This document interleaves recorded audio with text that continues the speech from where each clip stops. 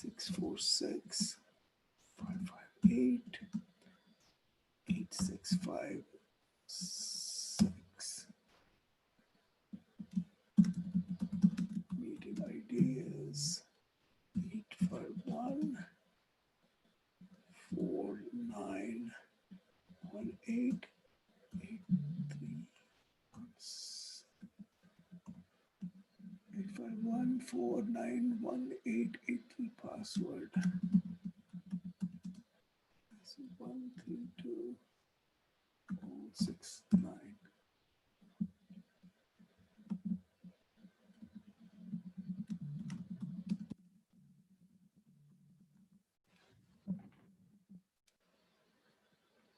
Yes, what's up? Mute your voice. Oh.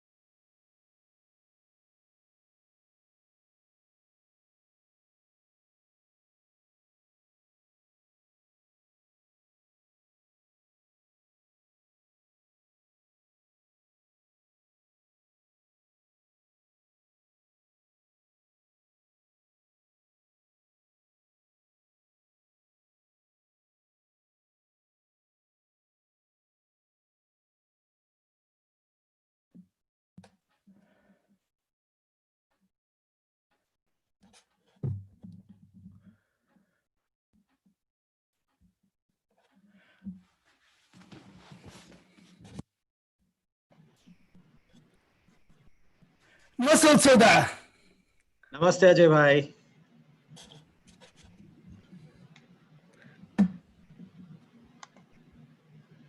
Ajay bhai, can you hear me?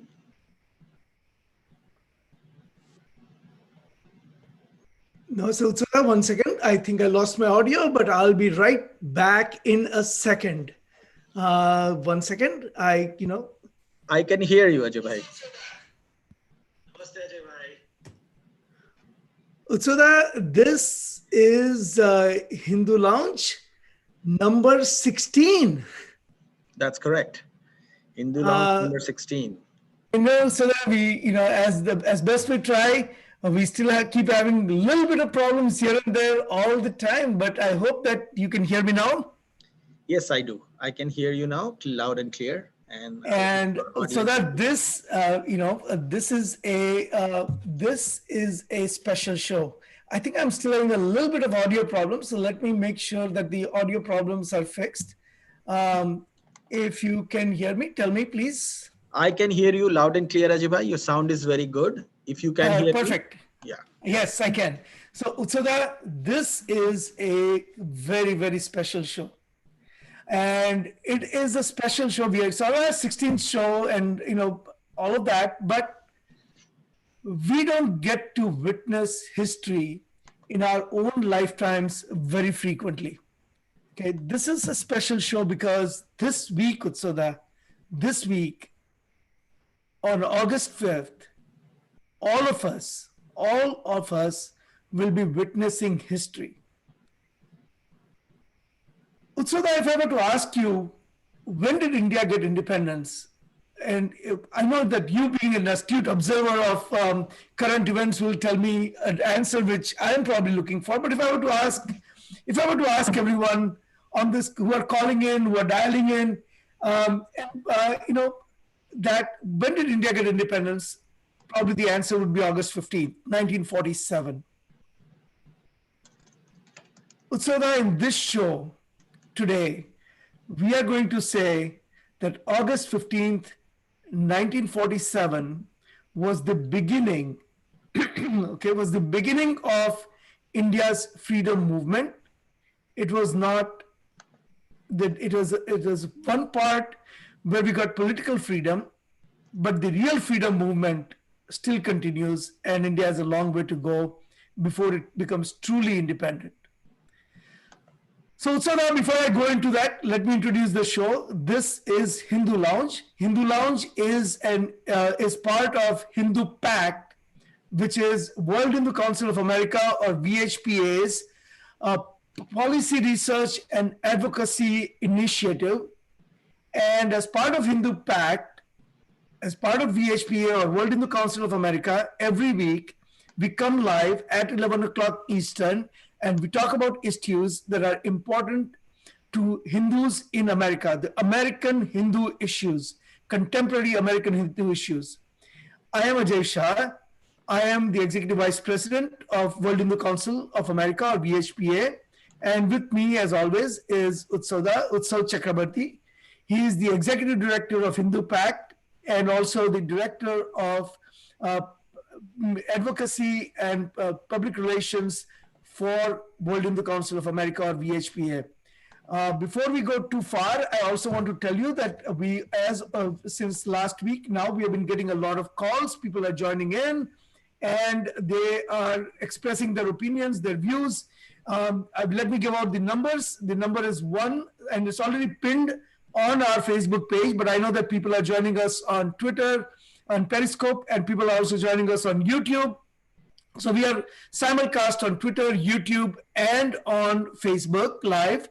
And our numbers, if you want to participate in the call, and last week we had like 6 or 8 calls. So it was the first time we started getting calls. We started accepting calls, and I'm hoping that we get a lot more.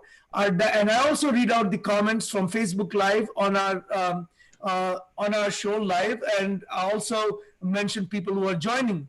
So I can already see that a lot of people have joined, and a lot of comments have come. Mahendra Sapaji has joined, as he always does, and he always helps us out a great deal by sharing the video with everyone.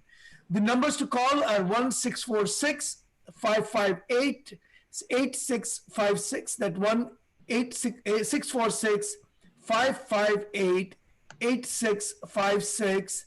It will prompt you for a meeting ID, and it is 851 4918 8316. It's 851 4918 8316. And the password is 132069. Password is 132069. And Utsoda, before I get into I have a lot to say about India's freedom movement, Independence Day, all of that.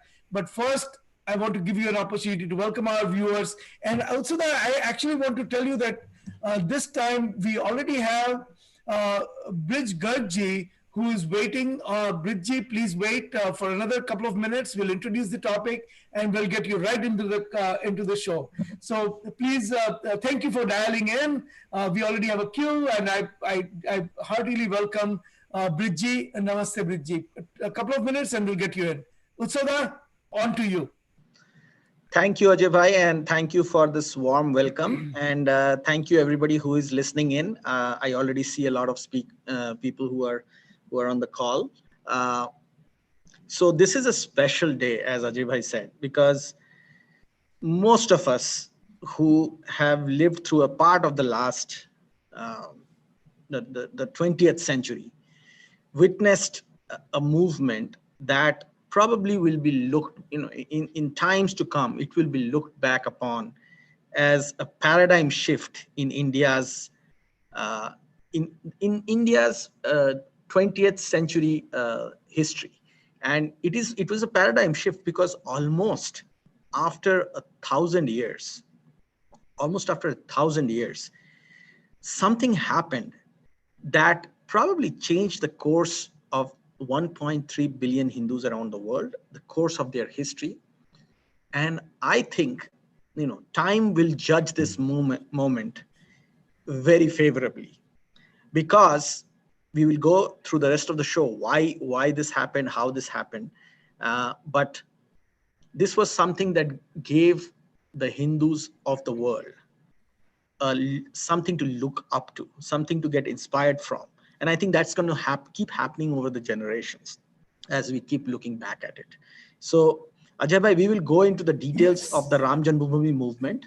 Exactly. So then let me say one thing before we go into it. We kept saying the significant event, but the significant event for people who are just joining us is on August 5th. There is going to be Bhumi Pujan, which is loosely translated to groundbreaking, but it's really Bhumi Pujan. You're worshipping the land on which the grand temple to Shree Ram is finally going to be built. This is not an insignificant event. Okay, think of it this way: India was not enslaved when the British first came to America in 1600s, and when they won the war in Plassey in 1756 or thereabouts.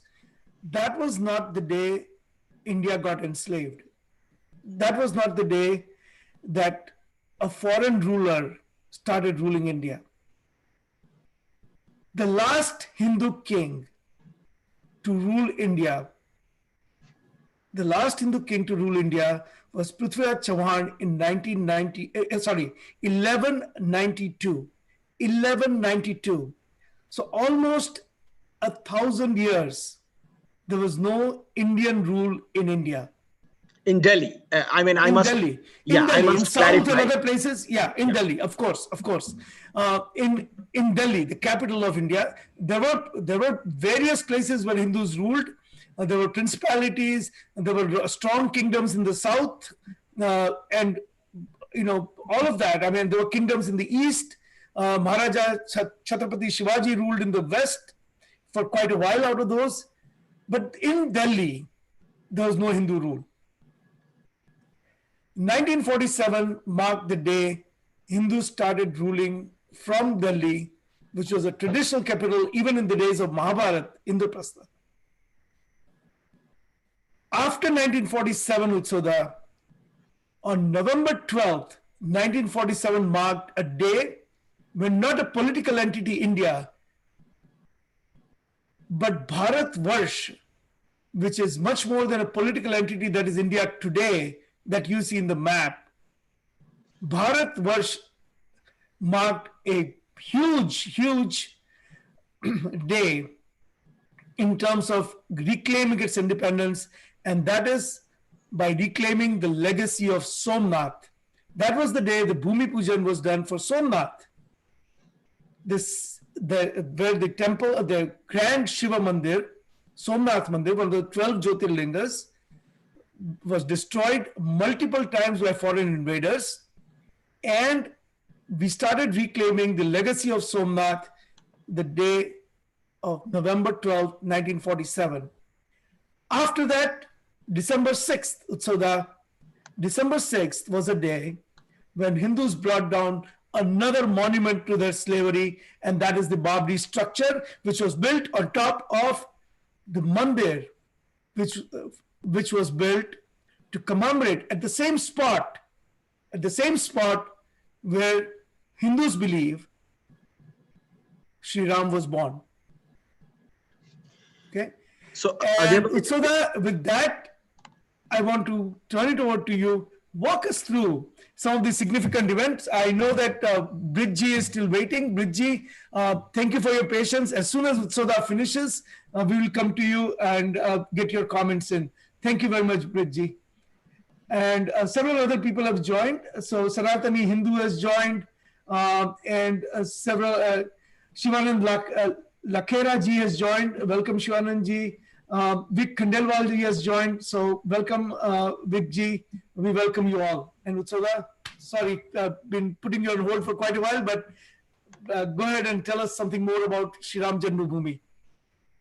So there are a couple of things we need to understand for the Shree Ram Janmabhoomi movement and what it means, because it is not just a movement that was relevant to India, as we saw people were telling us at that time. People were telling us that it was not even relevant to India. That's how much colonized we were. But now, as we see events unfolding globally, this was a movement that set the tone for a lot of other colonized communities in the world. I mean, today you hear of Black Lives Matter, you hear of Native Americans, you hear of subjugated communities rising up and reclaiming their lands and the monuments that were taken down during slavery, or taking down the monuments of slavery. But back in the 1980s, the Ram Janmabhoomi movement was the pioneer in declaring to the world the need for taking down monuments of slavery. And that is why I think, now more and more people globally are coming to accept this massive effort, which at that time was really looked down upon. I remember people making fun of Hindus who were talking about this. I remember people talking about, hey, let's just build a hospital there, as if that's the only place you can build a hospital. And, that's how the narrative was presented to. It was humanism versus Ram Janmabhoomi. And that's how distorted and colonized our narrative was back in the 80s when this movement started. But things have changed now. Now you hear every politician in India trying to get an invite to this land. But let me go back and take us through the journey of what actually is there at the site and what was there at the site and how things changed in the past 600 years. So I will start with sharing the screen, Ajay Bhai, of a quote from Babur, from where this story starts. And then I think we will go back and trace back the history of the site and the temples that stood there before Babur reached Indian subcontinent.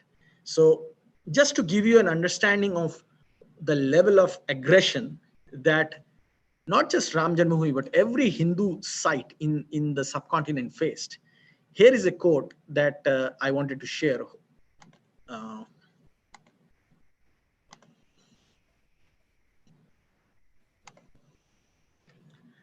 Ajay bhai, you see my screen? Yes, I do. I do. Okay. So this is from page number 574, 75, English translation of Babar Nama, which is a chronicle of Babar's travels through his life. And he couldn't have put it more clearly. For the sake of Islam, for Islam's sake, I wandered in the wild, prepared for war with unbelievers. I mean, in his case, he used the word kafirs and Hindus. Resolved myself to meet a martyr's death.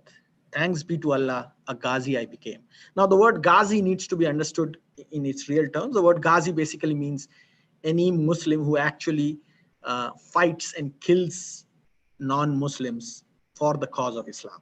And that's the title they get once they do that. They have actually killed somebody for the sake of Islam.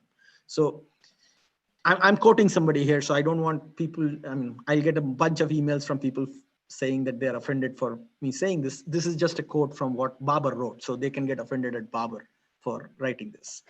So this quote actually describes the socio-political context of where Hindus were at that time in history when Babar invaded India and conquered the regions where, Ayodhya was one of those places which he conquered.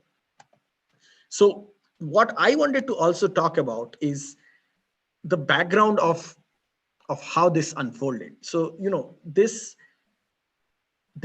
place was actually, for the next 300 years, it was marked as a place where Hindus needed to be humiliated. So Babar's general Mir Baki destroyed the existing temple there, and that was in 1528, and he built a mosque. Mir Baki built a mosque there, and they claimed it was a mosque. And whatever was left of the old temple, they reused it in the mosque. And since then, every generation of Hindus have spent year after year and decade after decade trying to reclaim back that land, to the point where there were 76 attempts made by different Hindu kings and rulers or principalities who had any power to reclaim back that site for building a temple to Ram. And believe it or not, Guru Gobind Singh, one of the most illustrious Sikh gurus, himself made 12 attempts to try to get back that land, to build a temple there. So, that is the reality of our history, and that is what our people went through to achieve this movement. And then, we can move forward right now into the 1935 court case, which was during the British time. And again and again, this time through legal means, Hindus tried to reclaim back that site. Imagine this, one of the most important religious places, and still the Hindus made every attempt through legal means, through courts that had no respect for Hindus at that time, because they were colonial British courts. They tried to get back the site. And, part of the evidence that they gave at the site was the Shila Lake, the stone inscriptions that mentioned, at least from the 12th century onwards, that there were temples built to Ram and to other avatars of Vishnu. As most practicing Hindus would know, or scholars of Hindu Dharma would know, Bhagavan Ram is considered an avatar of Vishnu, Lord Vishnu. So there was a genealogy of Vishnu temples there and different avatars of Vishnu, including Vaman avatar, that were built there at that site, which was called the Janmabhoomi Sthal in the inscription from the 12th century. And these were evidences that were presented in the court. But unfortunately and sadly, such was the level of colonization in our part of the world that the courts refused at that time to even acknowledge it. Part of it was fear. When you have a community which threatens to behead you over these issues, people are afraid. And many people discount the role of fear in these kind of situations. They kind of project it as a moral high ground. We are doing this for the sake of peace. We are doing this for the sake of secularism. But, fear plays an important role. And we can talk about it, how fear also was a reason why many of these people were not acknowledging the reality on the ground at the Ram Janmabhoomi Sthal. So, I mean, Ajay bhai, do you want me to go through some of the photographs? Before you go through that, Bridgie is waiting for a long time. I know you're going to show some really fascinating pictures of what was uncovered. Let me get a couple of calls in, and then the sequence of this show is going to be, we're going to talk a little bit about what has been unearthed by the archaeological survey at Ram Janmabhoomi, and then we are going to talk about how Ram Janmabhoomi movement is really, Utsaga alluded to this, is really an inspiration to the Black Lives Movement in America, just as Mahatma Gandhi was an inspiration to Martin Luther King. So we'll talk about that, and then we'll talk about the contributions that VHP in Bharat has made and the World Hindu Council of America has made in America for this holistic movement. And we'll leave you with a couple of announcements for the programs that are coming up this time. So let me first invite Brij Gargji, who we know for many, many years, to this show and hear his views as the show unfolds. And then there is another call. I can't unfortunately see the number, but there's one more person as well. So Bridgie, you've been admitted. Please welcome, and please share your views.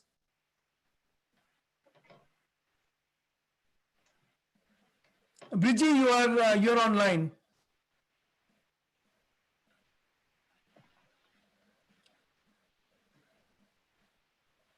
Bridgie, I'm not sure if you can hear us, but you're on the show right now.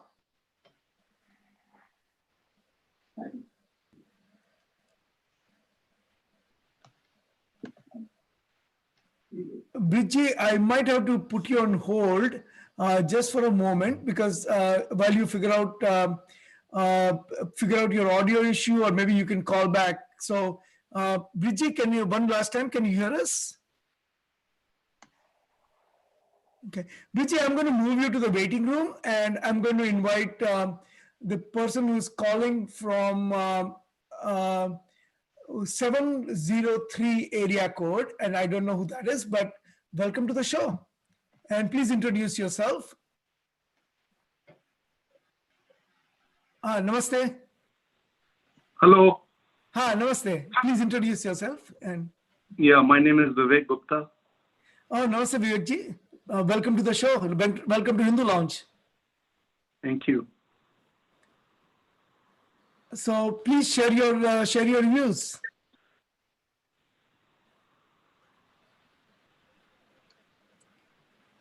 Vivekji, can you hear us? Hello, I can hear you now. Sorry. Yeah, please. You dialed in to share your views. We are eager to hear what you have to say.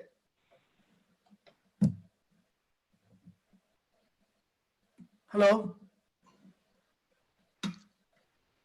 There is some sound problem, Ajay bhai. I don't hear. I don't Hello, hear. Can you guys hear me now? Yes, we can hear you. Please go ahead. We can hear you. Please go ahead. Okay, great. Thanks.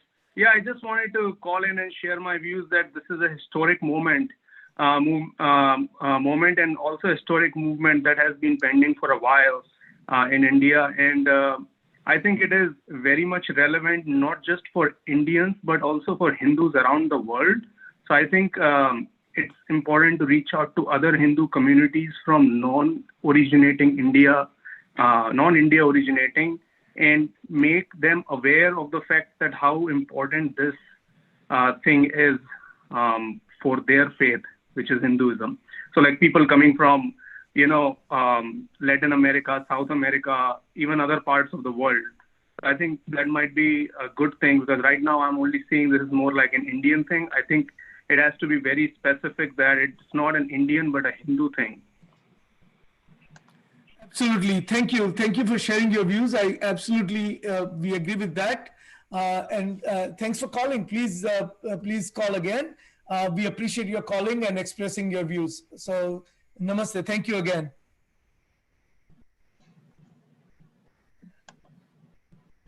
Thank you, Vivek. Thanks. And I completely agree with your opinion. I don't see your, I think you have logged off. But I just disconnected us because we have other people also. Thank you, Vivek. I think I completely agree, and Ajay bhai agrees with you that it is not an Indian thing. It is a Hindu issue, and the globally Hindus around, globally Hindus acknowledge it. And I think more and more Hindus around the world realize what was achieved Right. to be there. So the Vic Khandelwalji has made a comment on Facebook, and he's saying taking down monuments of slavery and oppression created in India by invaders at the precise place sacred to the great Indian civilization. That is a great point. So thank you. Utsara, please continue with quickly going through some of the historic slides, and then we pivot to the impact of that in America, impact of that, and how it has, I personally believe, sincerely believe that this has inspired in many ways the bringing down of these monuments of slave owners that is happening now.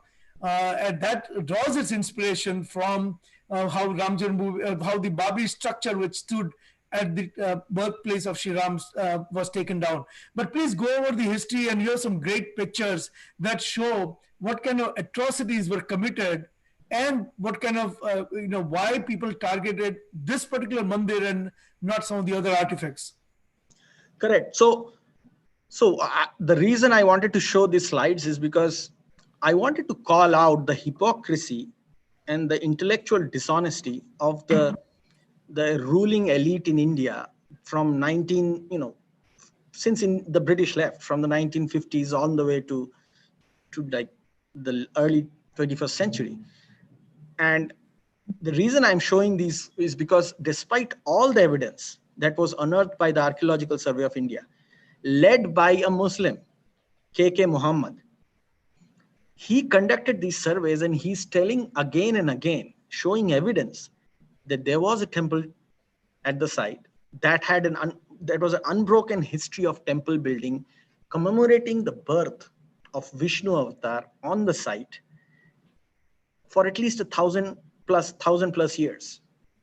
And despite him showing that, every effort was made by the ruling class in India at that time, most of whom were Hindus, to hide that evidence in the court. I mean, ultimately the courts had to acknowledge and agree that, look, there is nothing we can do about this. There was a Ram temple there, and this is not a mosque. It was never a mosque. And still, the slightest acknowledgement of that in the media, in the educated class of India, would bring out sneers and jeers from people. I myself, when I spoke about it to people, again, people were like, oh, this is not relevant in the 21st century. It is relevant. These are the same people who go and support Black Lives Matter later on because it's cool to do so. It was not cool for Hindus to support that movement at that time, despite all the evidence, all the historical evidence that was presented. And, places like JNU, all these, prestigious humanities departments of Presidency College, JNU and all these places, they would do everything to hide evidence. And they had the bully pulpit. They were the scholars. Everybody listened to them. So this was such a tragic effort that ultimately the truth came out, but at the cost of so many lives. In 1992, I remember, thousands of lives were lost because the people were unwilling to accept the reality. And this is when Mulayam Singh Yadav actually, in an incident that was reminiscent of Jallianwala Bagh, he actually fired on unarmed protesters and people who were bringing down this monument to slavery. You can see now in America today, when the slave owner statue is brought down, police actually takes a step back and says, and does not go and shoot at the unarmed people. Maybe there are some places where the arrests are made or something, but what Mulayam Singh Yadav did at the time, who was the chief minister of Uttar Pradesh, he actually opened fire in confined areas to cover the bodies of the people who were killed, and nobody knows the actual count of the number of people who died. We know that two brothers, Kothari brothers, who were actually, who took down the dome, were shot to death. But other than that, there were, estimates are that well over 500 people, Hindus, who were there at that site in Uttar Pradesh on 6th of December in 1992, were actually shot dead by Uttar Pradesh police under Mulayam Singh Yadav. And this sacrifice was not the only one. So that, I mean, you mentioned this, the struggle that lasted for 492 years. And those 492 years, Utsoda, over 170,000 Hindus lost their lives fighting to reclaim Shree Ram Janmabhoomi. Please continue with the pictures that you have.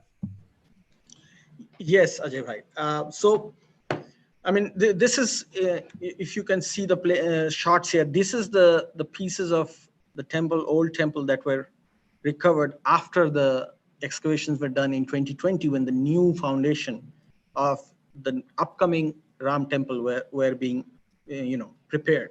So, I mean, this is not unique to the Ram Janmabhoomi site. This is more than, I think more than 50,000 temples around the Indian subcontinent have had this story. One of the largest tragic eras of human history, and our people hardly know about it.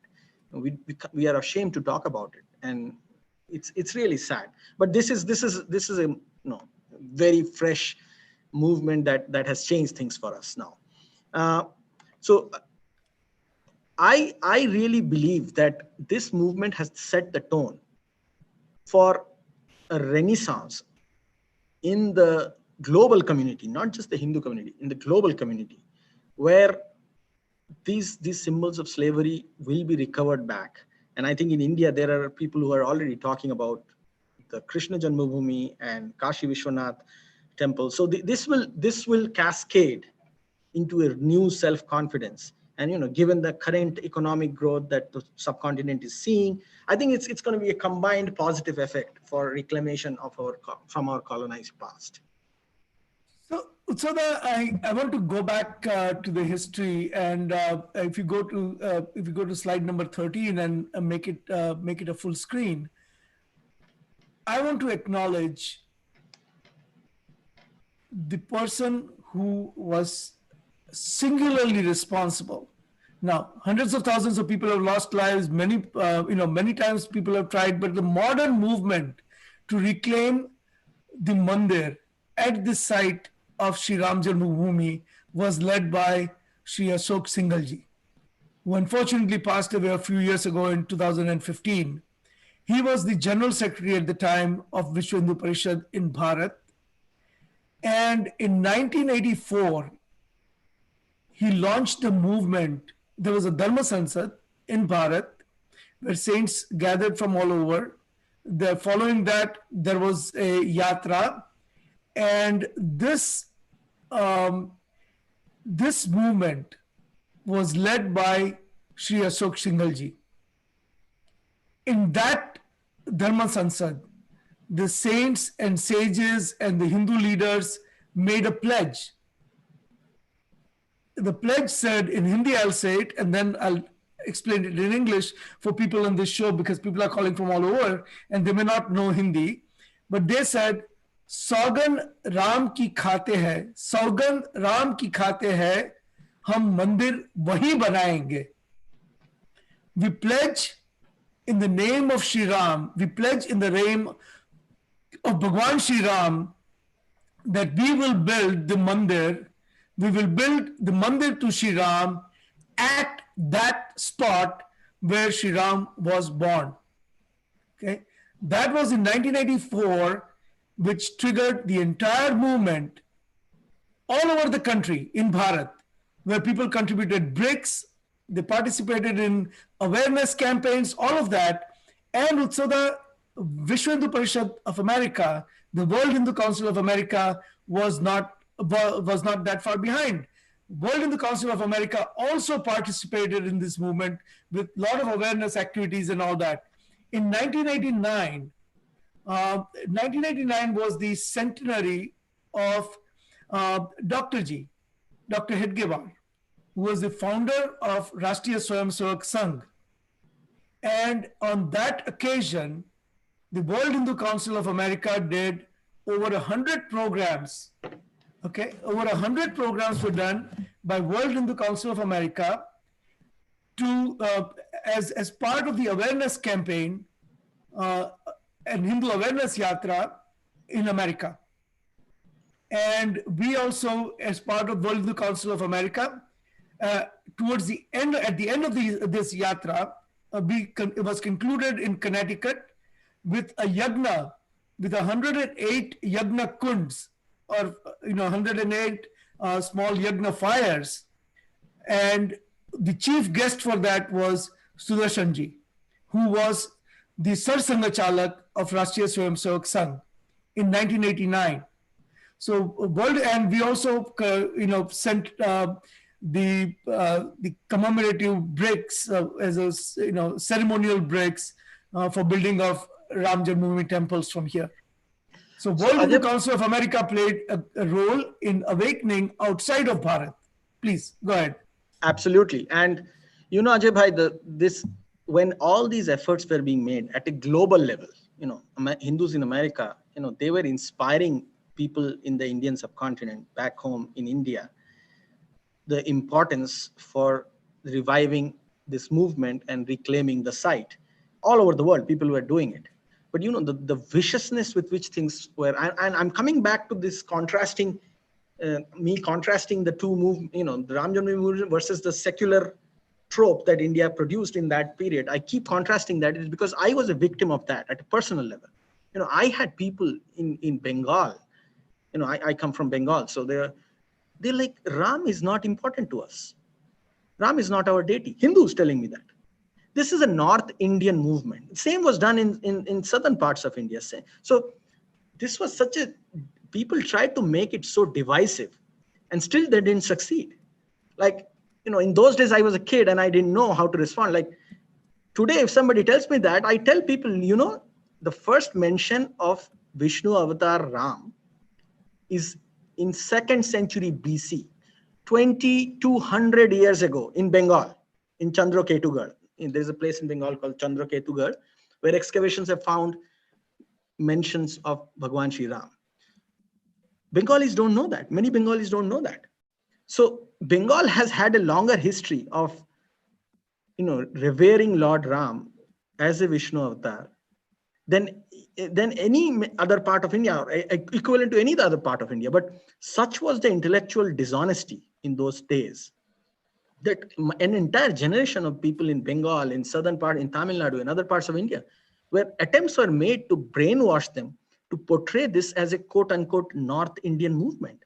And these forces are still there. That's why I'm talking about them. These forces will do the same thing on other issues concerning the well-being of people of that part of the world. They do it every day. They try to fragment Hindus along every possible fault line they can use. And they did it during the Ram Janmabhoomi movement. So I just wanted to bring this up because these are things that I grew up with and I fought against as a kid.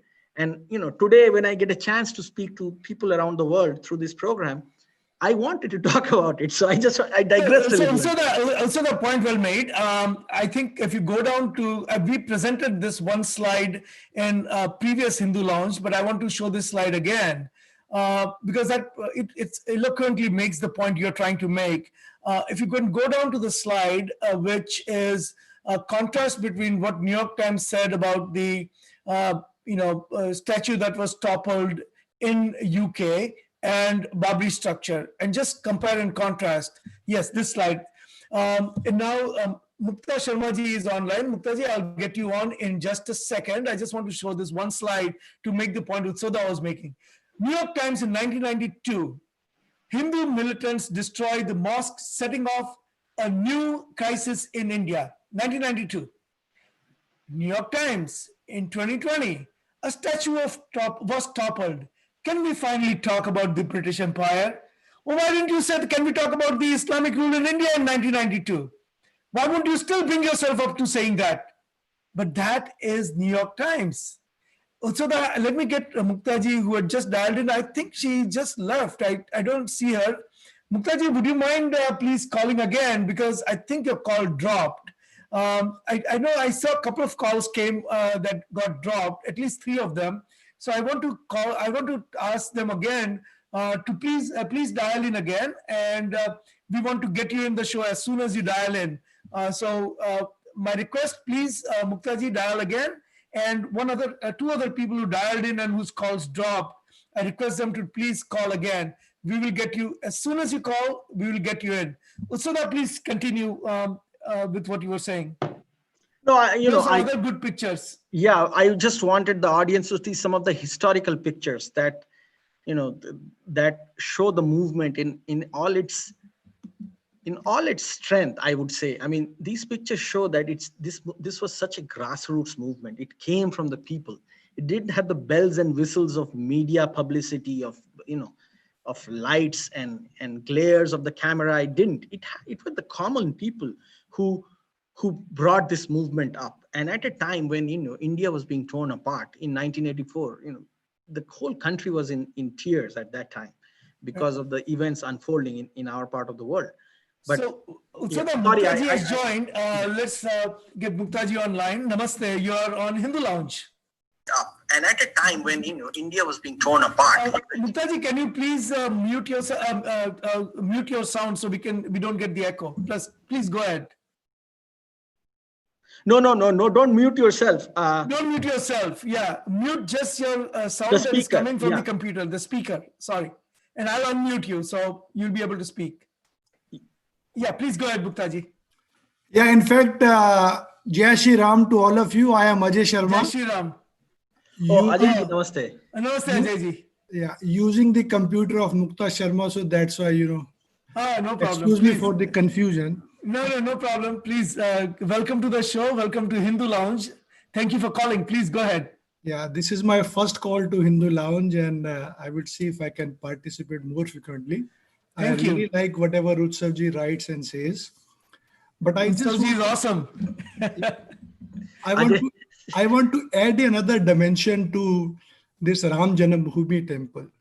Okay. See, the Hinduism or the Sanatan Dharma is the oldest surviving civilization. When the original or the oldest surviving civilization is reclaiming its past, coming on the world stage, this would definitely give a big moral boost to Indians and Hindus living across the world. But my personal opinion is that in addition to Hindus, it is going to inspire all the native cultures which has been crushed by the Abrahamical religion across the world, whether it is Africa, Latin America, Asia, or whatever. So the rebuilding of this temple is going to have a cascading effect on the local traditions across the world, because this thing is getting traction. If you go and read what the native religion or native people are saying about this movement, I'm sure it would have much more impact than what we are comprehending as of now. It's a point really well made, very, very well made. This is really an inspiration to all the cultures that have been colonized in the past, and not just for Hindus, but all over. Utsada, your comment? Oh, I absolutely agree with Ajay ji. It is an inspiration. It is an inspiration. And it is our responsibility as a community in America. We have been blessed with being one of the more affluent communities in America, thanks to the hard work and the efforts of the community.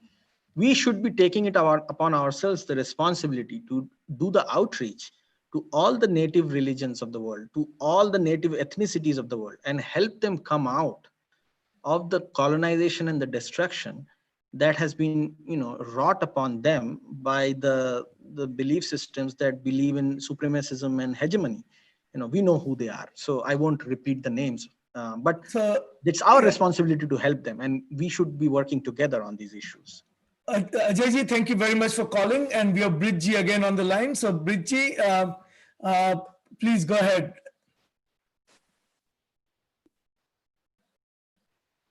Bridji, Hello. thank you for calling. Hello. Yes. Hello. Can you hear me? Yes, yeah, I can. Namaste. I feel that this occasion is no less than Diwali for our modern time. And through your program, I want to suggest that maybe every Hindu home should light a lamp and pray that new Ram Rajya, the dawn of Ram Rajya may come through this very peaceful transition and this correction in history. So maybe on August 4th and 5th evening in US, every Hindu home should light a lamp and mark this occasion, because this is a historic occasion. This is fruition of a struggle of 500 years. So just wanted to point that out. So that is such a such an important point that you have made. I think you know I the importance of this day cannot be understated. But since you brought it up, I want to just I was going to bring this up at the end of the show, but I want to bring it up now. On August 4th, in US, Canada, and in the Caribbean islands, the World Hindu Council of America, or VHPA, and two of its other initiatives, key initiatives. One is the Hindu Mandir Executive Conference, HMEC, and the Hindu Priest Conference are doing a series of programs. And I'll show this graphic towards the end, and I'll also post it on, I think we already have it on our Facebook. So on Tuesday, August the 4th, at 8 p.m. Eastern, there is a 7 p.m. Central and 5 p.m. Pacific. We are doing a Samuhik, Shree Ram chanting of Shree Ram Nam by the Hindu Priest Council. Many priests from around the country will join, and this will be this collective chanting of Om will be broadcast live on our Facebook and on YouTube and other forms, other streaming services.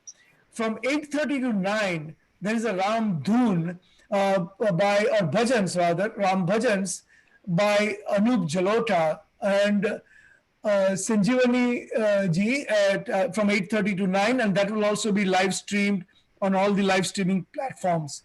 And then at 2:30 in the morning Eastern time, which is 11:30 p.m. in Pacific, World Hindu Council of America will live stream on the Bhumi Pujan that is happening in Bharat. So we have a lot of programs planned for August 4th.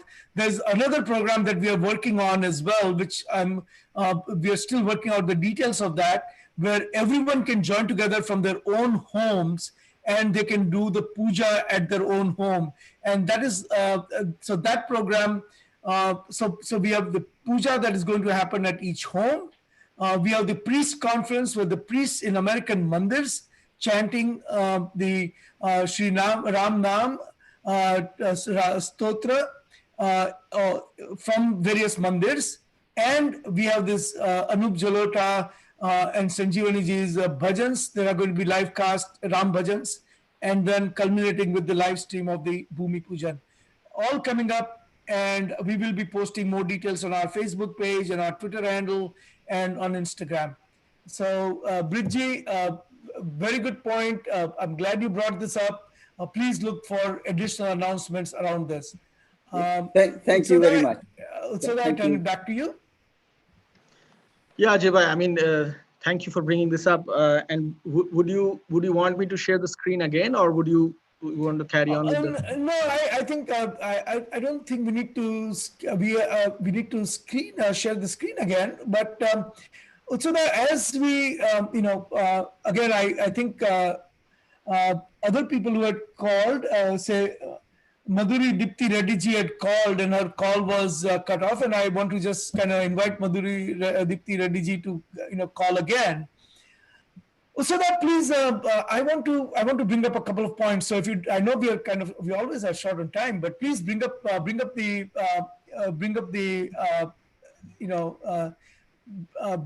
slides again. And I want to show this slide from the Wire magazine. And while we are talking about it, it's more for I just want to see what kind of political games are played with Hindus. So as you bring that up, I will talk about that a little bit. So it is interesting that I think that call is back. So let me admit and Namaste. You're on Hindu Lounge live. Please go ahead. I believe it's Madhuri Dipti Reddy ji. Hello. Hello, hi. This is Vivek again. Sorry, my phone got cut Oh. off. I had another question that I wanted to ask. Sure. Yeah, so this is regarding a little bit broader question in terms of the upcoming elections also. Is there a way US congressmen, officials, and even the president can make a statement congratulating Hindus across America and across the world on this historic occasion? Because this way Hindus would get the platform acknowledging, that truth finally prevailed over darkness. And is it possible that maybe Indian diaspora or Indian embassy can organize like meetings through Zoom or, Ram Mandir lamp lighting or something like that in the temples or US Congress, where elected officials can be invited, where they can be educated on what the issue was, what the matter was, and why this is like historic moment for Hindus. Because I'm trying to involve US government officials to participate on this with us, because then they will feel more close to what Hindus experienced on this matter and would be open to learning more about us in the future. And this also ties well with their upcoming election strategy. So I think we might need to include, our elected officials and educate them. This is the right time for us Hindus to, Yeah, Vivekji, that's an excellent point. I think we should definitely put that out. I don't know within next 3 days or 4 days we'll be able to engineer that, but it's certainly a point that that is worth. I absolutely agree with you that we should do that. I will pass along your suggestion. I mean, I think that's absolutely a great point. So thanks for calling again and making this point. I really appreciate it. I want to quickly move on to some of the games that are being played. So this is a leftist magazine. And this one says that, and despite all the evidence that Utsada you showed, it says archaeologists who observed dig says no evidence of temple under the masjid. Blatant lie. Okay, and then it goes on to say that not only there was no evidence of temple, but there were many mosques that were discovered when they started digging archaeologically. Now this, what does it say, Utsada? It says to me that there's a conscious effort of manufacturing lies so that Hindus remain subjugated for 1,000 more years, because the reminder of the slavery, just as a chain that elephant has on his foot, that even if you remove the chain, the elephant remains subdued. That is the kind of chain that they want to keep Hindus on. So that if you go to the next slide, I want to show, I want to talk about this slide. If you can keep going, I want to go to keep going. Next slide. This is the Owaisi, Asaduddin Owaisi, who is an Indian politician. He told Prime Minister Narendra Modi that please do not go to the inauguration. And why is he saying that? He's saying, oh, because India is a secular country and you're a prime minister of a secular country, you're a prime minister of all Indians. How can you go to a mandir? Correct. So that this is not, I'll give you a second, give me just 1 second to finish this thought. This is the kind of, pseudo-secular garbage. Okay, and I don't mind saying this word one more time. This is the kind of pseudo-secular garbage that is propagated in India. Now, nobody tells, if you put it in American context, nobody will go with a straight face and say, please, there's a monument to slavery that was built on the, let's say that we have Statue of Liberty. And I wrote this in an article I wrote in 1992 for Hindu Vishwa, that suppose somebody takes down, a foreign invader comes to America, takes down Statue of Liberty, okay, and then puts a monument to their own conquest there in place of Statue of Liberty. A few hundred years later, America gains independence, and to commemorate the democracy that America was and commemorate the greatness of America, they decide to rebuild the Statue of Liberty. Okay, is someone going to tell an American president that please don't go to the commemoration of or the groundbreaking ceremony for Statue of Liberty? That is the kind of garbage that Owaisi was not the first person to spew. Jawaharlal Nehru, the first Prime Minister of India, who we can attribute a lot of things to of this kind, actually told the president of India at the time, Dr. Rajendra Prasad, to not go to the inauguration of Somnath Mandir. Remember, we started out with Somnath Mandir. We said that Somnath Mandir was the one that was destroyed many times. And on November 16th, the day after we got control of Junagadh, Sardar Patel actually laid the foundation stone, decided to lay the foundation stone of Somnath Mandir. India's president was asked by Prime Minister not to go, but he did go. Rajendra Prasad was not pseudo-secular. Kanayalal Maneklal Munshi, the founder of Bharati Vidya Bhavan, who wrote a book about Somnath in Gujarati called Gujarat No Nath, and he was one of the key people who united India with 539 principalities, along with Sardar Patel, one of the closest associates of Sardar Patel. And the founder of Bharati Vidya Bhavan wrote to Nehru, and this is what he said. He said, this is a short-sighted secularism. And then he went on to make this really powerful statement. He said, it is my faith in the past which has given me the strength to work in the present and look forward to our future. I cannot value freedom if it deprives us of the Bhagavad Gita or uproots our millions from the faith with which they look upon our temples and thereby destroys the texture of our lives.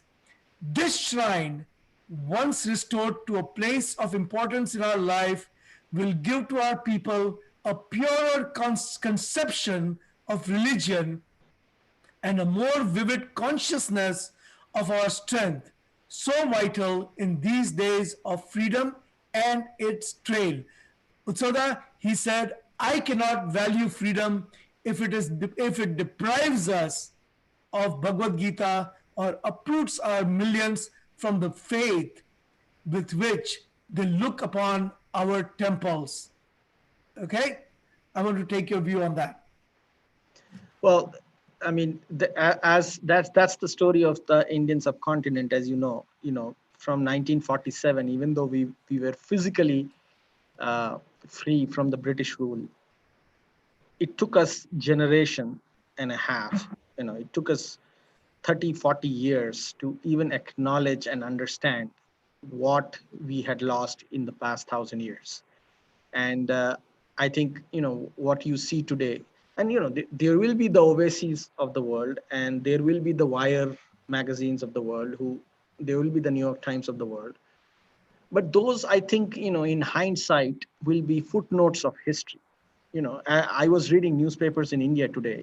I heard the Congress party, from where Prime Minister Jawaharlal Nehru was one of the leading lights of that party. The Congress party is complaining that they have not been invited to the groundbreaking ceremony, the Bhumi Pujan of the Ayodhya temple. Then you have Arvind Kejriwal, one of the leading left of center politicians who was his kind of political people were the ones who hid the history of Ram Janmabhoomi in the academia. So Arvind Kejriwal is complaining that he was not invited to the Ram Janmabhoomi because now they see the tide of history changing. The grassroots, the subaltern Hindu of India has risen and spoken and changed the tide of history. So now they want to be on the right side of history. They did everything possible in the last 60 years to hide and lie about this past, but now they want to be. So, looking back they will remain footnotes in history. What Mananiya Shri Ashok Singhal did, and those thousands of unnamed heroes, I would call them. I'm going to go back and show some of these pictures. What Ashok Singhal thousands of sadhus, thousands of common people of India from the villages, poor people, they did what needed to be done. And they are the real heroes of this whole episode. And, they will be remembered in history. The rest will be the Oases will be footnotes. And, that's how history will be written. So, while you're projecting those pictures, I'm going to talk about the significance of this movement to Hindus outside of India as well. Do you want me to? Yeah, let me go back to some of the pictures. Yeah, please project the pictures. And these are the 1984 pictures I'm assuming that you're going to show. But That's while correct. you show the, while you show the pictures, let me say this in context of international Hindus. Okay, the Ram Janmabhoomi movement not only changed the political discourse in India, the social discourse in India, the way Hindus viewed themselves in India, and not only did it trigger the next phase of India's independence movement, this Ram Janmabhoomi movement is a true Hindu Renaissance movement. It showed to the world that it is not the Hindus are not meek, but Hindus are assertive, and Hindus are now claiming their rightful place in the history, their rightful place in the society. That self-confidence of Hindus that we can now shed our slavery, monuments of our slavery, we are now equal, not just in India, not just in Bharat, not just in Bharatvarsh, but in the world. We are equal. We don't claim superiority. We don't want to be better than someone else, but we are equal. We now hold our heads high. We are not slaves. We are not suppressed.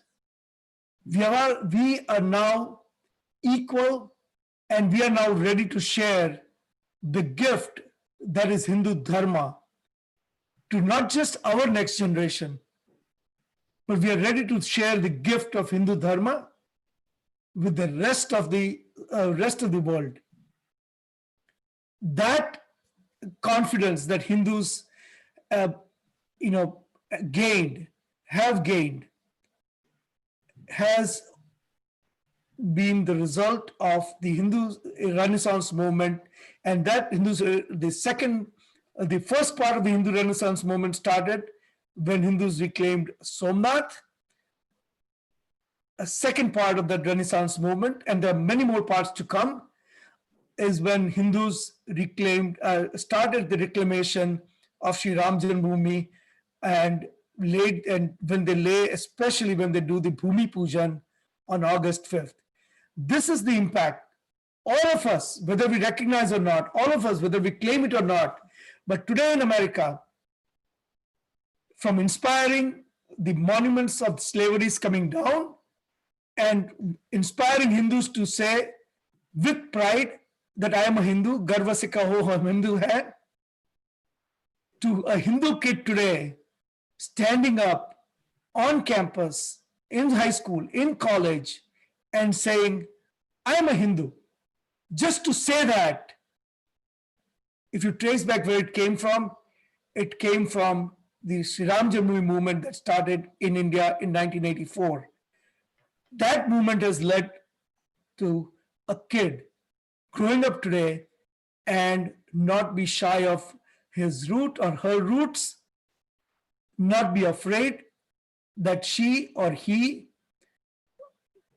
has to be, ashamed.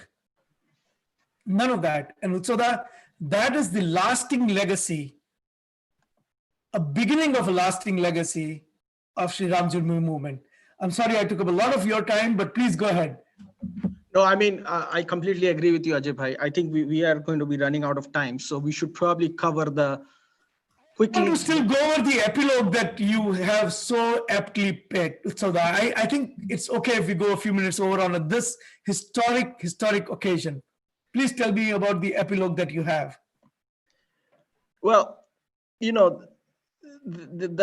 I just believe that, and I alluded to it in the beginning itself, and this is to remind us that the job is not done. It's not over. There are more than 50,000 monuments of slavery that we live with in the Indian subcontinent that continue to remind us of our 1,000 years of past that wasn't very positive. It was one of the most tragic events in human history, as Will Durant put it, an American historian, Will Durant put it, one of the most tragic incidents of human history, the 1,000 years that the Indian subcontinent saw. So I think we have to stand up. Our next generation is ready and should be willing and able to, from now on, move forward with Mathura, Varanasi, and that's the beginning. We should move forward with that, and I think there is no better way to achieve this change than start right away, because we have the momentum, we have the self-confidence, we have the means and the abilities to do it, and we have been free for almost 3 generations now. So this is our responsibility. That's my epilogue, Ajay bhai. So that before we go to the two most anticipated segments of our show, the Hindu Seva Act of the Week and the Hindu Phobe of the Week, the most anticipated one, let me show this brief video that World Hindu Council of America has put together. And I want to share this. And if you cannot hear the sound, please do let me know. And then we will just post the video if you cannot. But this is an exceptionally well done video on the August 5th program of World Hindu Council of America. And please, oh, I'm sorry. So that you are controlling the share. So either you will have to share or I'll start sharing, whichever way. So let me go ahead and share it, and that way, and play the video, please, as well. Yeah, I will. So I am sharing it right now. Okay. And this is a really nice video. So that if you can put it on the full screen. Yes.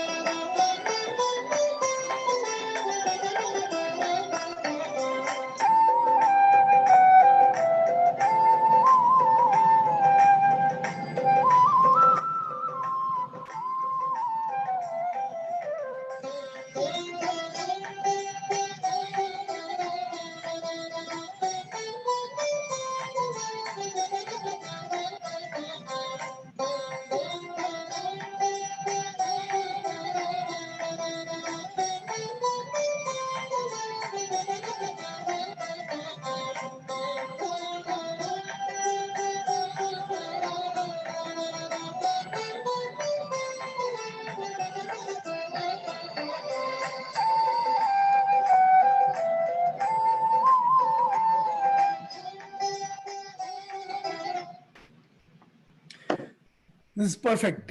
Thank you, Utsoda, for that. And with that, I know I just want to read out a couple of comments. So Madhuri Dipti Reddy ji said, agree with Ajay ji. I clearly see hope and confidence in every proud Hindu to fight in bringing back the glory of Sanatana Hindu Dharma. Dhaval Joshipura ji joined, and he said, we are proud of VHP for their relentless effort in bringing this landmark monument to Hindus. I never thought I will see this day in my lifetime, but proud witness to this moment of glory. Again, I want to thank everyone who joined us. And now, Utsoda, Hindu Seva Act of the Week. Who do we have? So for the Hindu Seva Act of the Week, which is the good news of the week, we have Ekal Vidyalaya, which is a VHPA project. Now it's an independent organization, which has done amazing work. I have known Ekal Vidyalaya myself for the last 20 years. I was actually associated with it for about 5 years. And they have done an amazing work. I'm going to focus on the COVID crisis, because if I go back 20 years, I need to have a separate program. And Ajay bhai, we should have a separate program for Ekal Vidyalaya project. Just in the last 1 year, they have raised more than $8 million for the most the downtrodden people in the most underdeveloped regions of Indian subcontinent. They also do projects in Nepal.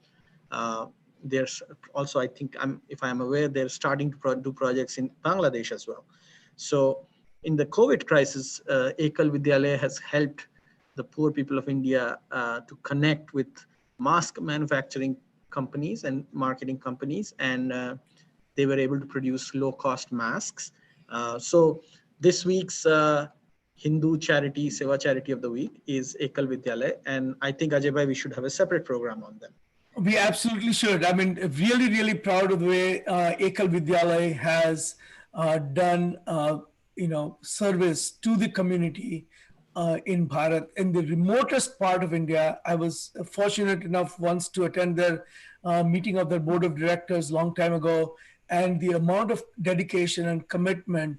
And I know a lot of people in US who are responsible in the growth, initiation and growth of Ekal Vidyalaya, and the commitment and dedication that they show is just unbelievable. Utsada, the most anticipated segment of this show, Hindu Phobe of the Week. Who do we have? Yes, Ajay bhai, and the Hindu Phobe of the Week is an organization called South Asia Solidarity Initiative. It's an ultra-leftist, supporters of Maoism in a ultra-leftist group. So what did they do to deserve this honor? Yeah, so I was going to get there. I like to describe in detail the Hindu Phobe of the Week, and the reason I'm bringing them as the Hindu Phobe of the Week is because this group has come out with a statement saying that they are going to protest the projection of Bhagwan Shree Ram on the digital screens at Times Square in New York during the time of the temple foundation laying ceremony.